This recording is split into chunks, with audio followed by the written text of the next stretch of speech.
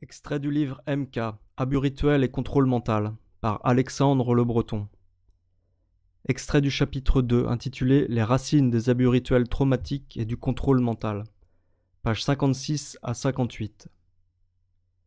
Les rituels initiatiques de type traumatique ont pour but de transcender la conscience.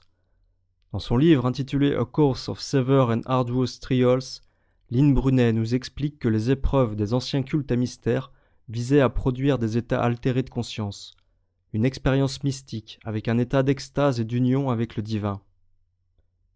Les méthodes impliquaient l'exploitation de la douleur, de la peur, de l'humiliation et de l'épuisement. Ces techniques semblent avoir émergé dans les cultures guerrières, où lors de l'exposition à la violence extrême et à la peur de la mort imminente, un guerrier pouvait expérimenter cet état de béatitude avec un sentiment d'immortalité. Cette relation entre le sentiment de terreur et la sensation de vivre une expérience dite « sublime » est devenue un des thèmes clés de l'illumination philosophique. Emmanuel Kant et Edmund Burke sont deux francs-maçons qui ont étudié ce sujet. Kant a déclaré que l'expérience du sublime, induite à travers la sensation d'être submergé par la terreur, est une situation dans laquelle l'individu ne parvient plus à saisir ce qui se déroule. D'une manière similaire, Burke a déclaré que la terreur avait la capacité d'entraîner des réactions qui mettent l'individu dans un état particulier. Je cite, « cet état d'esprit dans lequel tout est suspendu, produisant ainsi l'effet du sublime à son plus haut niveau.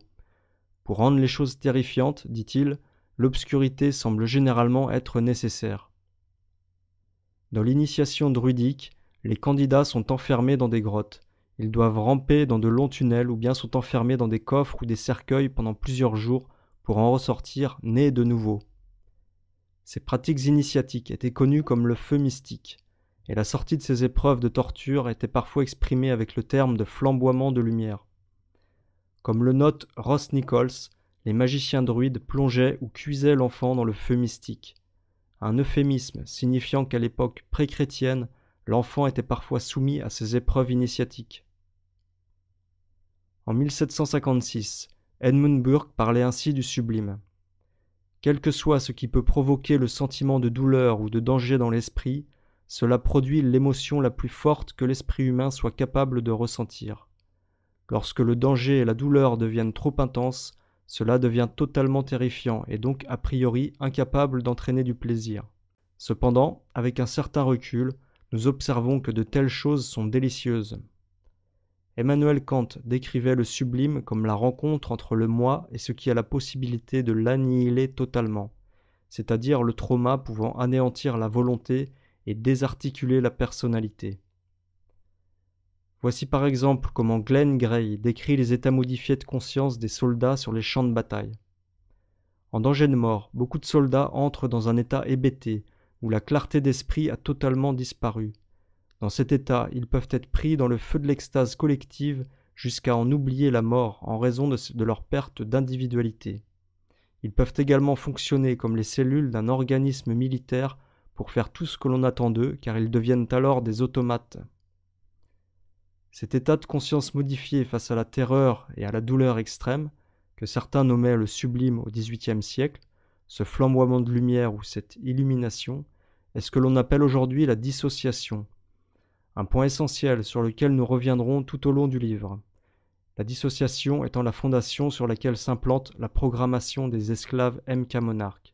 Dans son livre Religion, an Anthropological View, Religion, une vue anthropologique, Anthony Wallace décrit un processus d'apprentissage rituel qui fonctionne essentiellement avec ce qu'il nomme la loi de la dissociation. Il écrit que ces pratiques visant à induire un état spirituel extatique en manipulant directement et crûment le fonctionnement physiologique de l'humain se retrouvent dans tous les systèmes religieux, antiques et primitifs.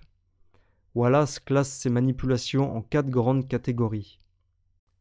Les drogues, la privation sensorielle et la mortification de la chair par la douleur, la privation de sommeil entraînant la fatigue, la privation d'aliments, d'eau et d'oxygène.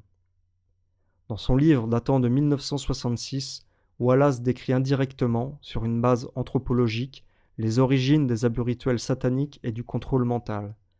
Il décrit comment le néophyte est mis dans un état où il se retrouve radicalement dissocié de toutes ses connaissances passées afin de recevoir de nouvelles informations. En effet, la restructuration cognitive et affective, la programmation, est facilitée lors de ces états dissociatifs où la suggestibilité du sujet est démultipliée.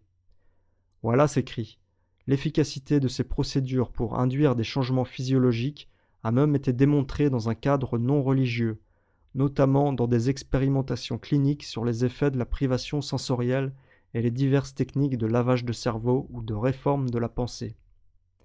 Il s'agit entre autres du programme MKUltra qui sera exposé dans le prochain chapitre.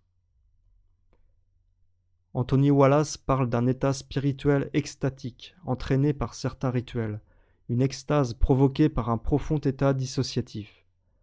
Le mot extase, qui vient du grec ekstasis, signifie sortie du corps.